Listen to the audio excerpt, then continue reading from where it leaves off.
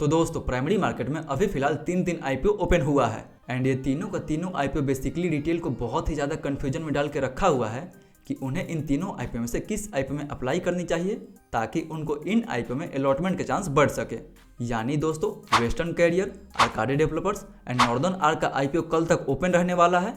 तो आज के इस वीडियो में हम लोग बात करेंगे कि हमें इन तीनों आईपीओ में से किस आईपीओ में अप्लाई करनी चाहिए जिससे कि हमारा अलॉटमेंट चांस भी बढ़ सके एंड हमें काफ़ी अच्छी खासी लिस्टिंग गेंस भी देखने को मिल जाए। तो दोस्तों बिना आपका समय गंवाए सीधा वीडियो में आगे बढ़ते हैं और सबसे पहले बात कर लेते हैं इन सभी आईपीओ के लेटेस्ट जीएमपी के बारे में ताकि आपको अपने लिस्टिंग गेंस का अनुमान लग सके।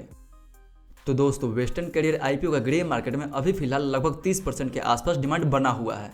यानी देखा जाए तो इस आईपीओ में आपको मैक्सिमम 4500 के आसपास तक प्रॉफिट देखने को मिल सकता है।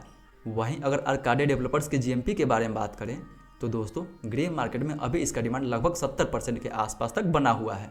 यानी 70% के हिसाब से भी देखा जाए तो हमें पर लॉट पे मैक्सिमम 10,000 रुपये तक प्रॉफिट देखने को मिल सकता है। बट वहीं अगर इन दोनों की तुलना में नॉर्दर्न आर्क का जीएमपी देखा जाए तो दोस्तों फिलहाल इसके जीएमपी में लगभग 80% के आसपास तक डिमांड बना हुआ है। यानी अगर 80% के हिसाब से भी देखा जाए तो पर लॉट पे हमें लगभग 11,500 रुपये तक प्रॉफिट देखने को मिल सकता है। यानी दोस्तों अगर जीएमपी वाइज बात करें तो अभी सबसे ज़्यादा जीएमपी नॉर्दर्न आर्क का चल रहा है जिसमें हमें मैक्सिमम प्रॉफिट देखने को मिल सकता है। बट वहीं अगर इन तीनों आईपीओ को हम फंडामेंटल वाइज कंपेयर करें एंड ये देखने की कोशिश करें कि हमें किस आईपीओ में लॉन्ग टर्म के लिए पैसा लगाना चाहिए तो दोस्तों Western Carrier and Northern Arc का जो फंडामेंटल है वो लगभग एवरेज है। यानी फंडामेंटल तो ठीक ठाक है बट इन तीनों में से अगर सबसे बेस्ट फंडामेंटल मुझे किसी का लग रहा है तो वो लग रहा है आर्काडी डेवलपर्स का। एंड इसके फंडामेंटल एंड सेक्टर को देख के ऐसा लग रहा है कि इसमें हमें लॉन्ग टर्म के लिए इन्वेस्ट करनी चाहिए। बाकी बात आपको लॉन्ग टर्म के लिए कौन सी कंपनी अच्छी लग रही है वो हमें कमेंट करके ज़रूर बताएं। वहीं अगर इन तीनों आईपीओ का दूसरे दिन तक सब्सक्रिप्शन देखा जाए तो Western Carrier and Northern Arc का सब्सक्रिप्शन लगभग सेम है। यानी ये दोनों आईपीओ को लगभग 12 गुना के आसपास तक सब्सक्राइब किया गया है। बट वहीं अगर आर्काडी डेवलपर्स के बारे में बात करें तो दोस्तों इस आईपीओ को दूसरे दिन तक लगभग 20 गुना के आसपास तक सब्सक्रिप्शन मिला हुआ है। यानी सब्सक्रिप्शन के मुकाबले भी आर्काडी डेवलपर्स कहीं अच्छा है।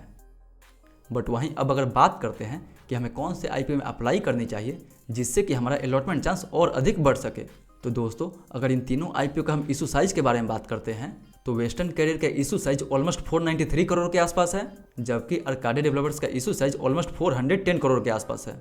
बट वहीं अगर नॉर्दर्न आर्क के बारे में बात करें तो दोस्तों इसका जो इशू साइज है वो ऑलमोस्ट 777 करोड़ के आसपास है। यानी देखा जाए तो इशू साइज के मुकाबले नॉर्दर्न आर्क कहीं बड़ा है इन दोनों आईपीओ से। एंड इन तीनों आईपीओ में रिटेल के लिए 35% का कोटा रखा गया है।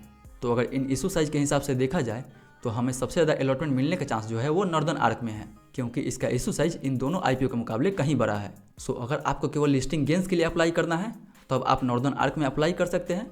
बट अगर आपको लॉन्ग टर्म के लिए इन्वेस्ट करना है तो आप श्योरली आर्काडी के साथ जा सकते हैं। सो ज़्यादा अलॉटमेंट चांस एंड ज़्यादा लिस्टिंग गेंस के लिए आप नॉर्दर्न आर्क में अप्लाई कर सकते हैं एंड लॉन्ग टर्म के लिए आप आर्काडी के साथ जा सकते हैं।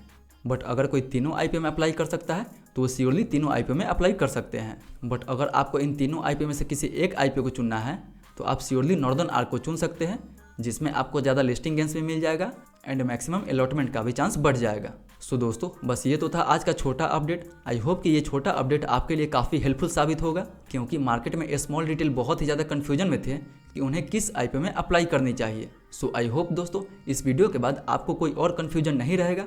बट स्टिल अगर आपके पास कोई कन्फ्यूजन है तो वो हमें कमेंट करके पूछ सकते हैं। तो आई होप दोस्तों आपको ये वीडियो काफ़ी पसंद आई होगी। अगर वीडियो पसंद आई हो तो वीडियो को लाइक करें, चैनल को सब्सक्राइब करें एंड जो भी आपका सवाल है वो हमसे कमेंट करके ज़रूर पूछें। फिर मिलते हैं अगले वीडियो में, तब तक के लिए सेफ इन्वेस्टिंग।